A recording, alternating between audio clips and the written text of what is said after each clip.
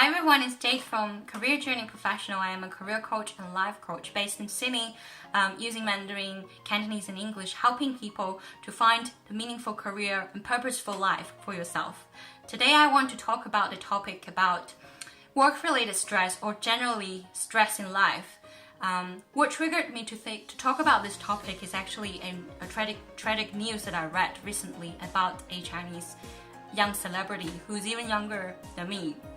And he passed away because he was suffering from depression. I'm sure you heard a lot about this kind of stories.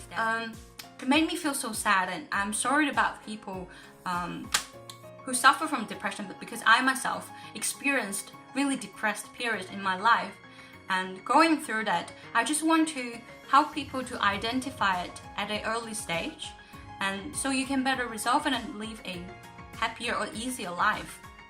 What I want to stress is they are not actually depression. It may sound like really hardcore, but it's actually very close to us. Recently, I had a friend who was just fired because he had depression, and he was seeing a psychologist, but he's working as a sales, and that did affected his performance. So the company had to fire him, and he was feeling really bad, and I was feeling really bad as well. So I really want to help people to identify that and see if I can help you to resolve it. According to a research by the Anxiety and Depression Association of America, their research shows that 1 out of 5 people have had experienced depression in their life. So maybe you're not experiencing depression to the extent to be medically categorized as depression, but you certainly had periods in your life that you're really down, like you lost hope, you don't have motivation, you don't have that positive feeling about things. So I want to share 5 steps about how you can deal with it. Step 1, or the first step, is actually to identify your unique stress symptoms. It could be physical, it could be emotional. Example might be you have shoulder pain, or you have migraine, or you have really bad headache that's periodically happening. Pay attention to that. There might be a pattern of that might be caused by stress or pressure. Know the symptoms of your stress. It sounds simple, but it might not be easy to identify or distinguish at the early stage. So one way to do that is write a short memo every day about how you're feeling or what your body is feeling like, your mental, like your emotional feeling, and also your physical feeling. Record it for at least 2-3 weeks. You'll probably be able to see what are the days that you're not feeling well, or you're emotionally feeling impatient, or maybe you have anxiety, or you're on the edge, or you feel you're so emotional. Or at the same time, you may have like shoulder stiffness, you may have headache, and I have itchy elbows, I have skin flakes when I'm stressed, when I have pressure. So yeah, identify the stress symptoms so you know you are stressed. Sometimes people are not consciously aware that they are stressed. So pay attention to your body and pay attention to your status, and you'll find out when you're stressed. Step 2, or second step, is know the source of your stress. Know the source of your pressure.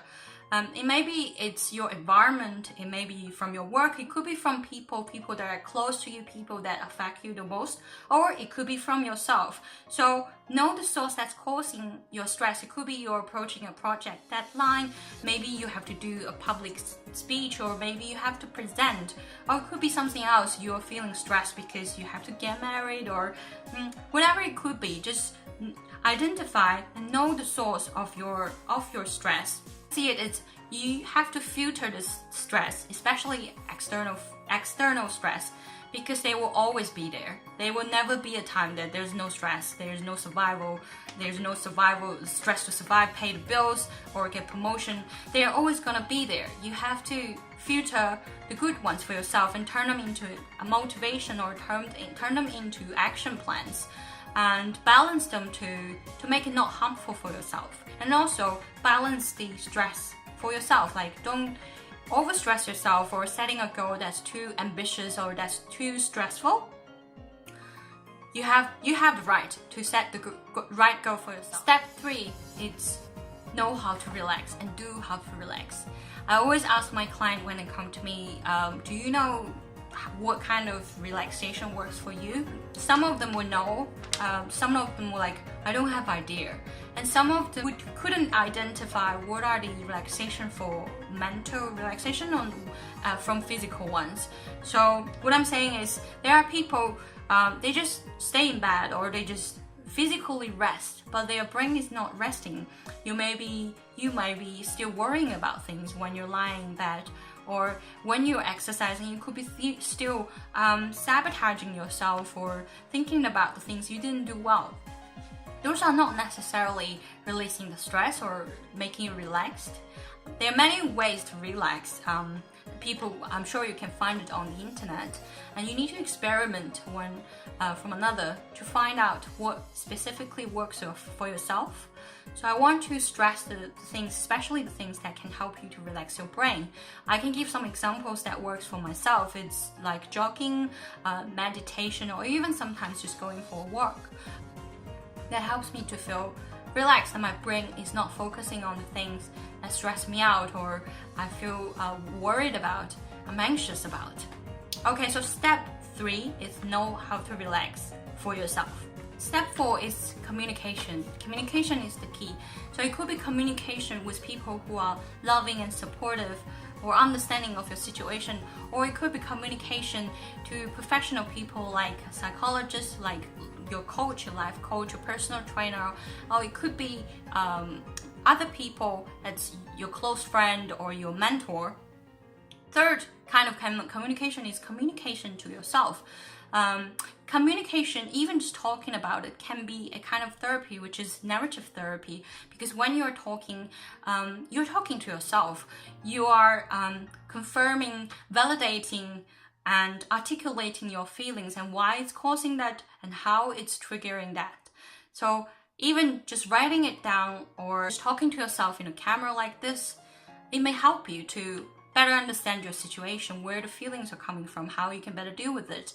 And also talking to the professional people or people who are senior or understanding of yours, they may provide different perspective or even their own life experience to help you to elevate the stress and feel better. So communication is the key, but choose the right person to talk to. 5th step, it's setting a goal for your emotional well-being or an action plan.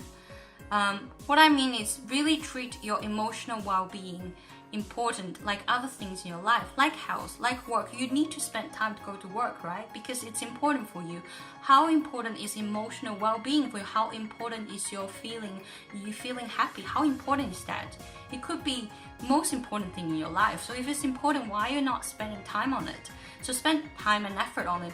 Come up with a goal, like treat it like a task. Come up with a goal and set time aside for it. Like if you need to go for a massage, if you need to have meditation, like really do it. Really take time apart, because it's most likely the most important thing for you to carry out other tasks in life. So set up a goal, follow your action plan, and really you will see the result from it.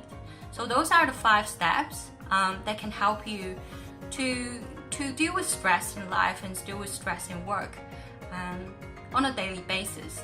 So thank you very much for watching. I hope that can help you or at least inspire you. And if you're on the journey to look for a meaningful life or a purposeful career, I wish you all the best. If you have any questions or anything you want me to elaborate on, please leave comments or questions below. Thank you very much.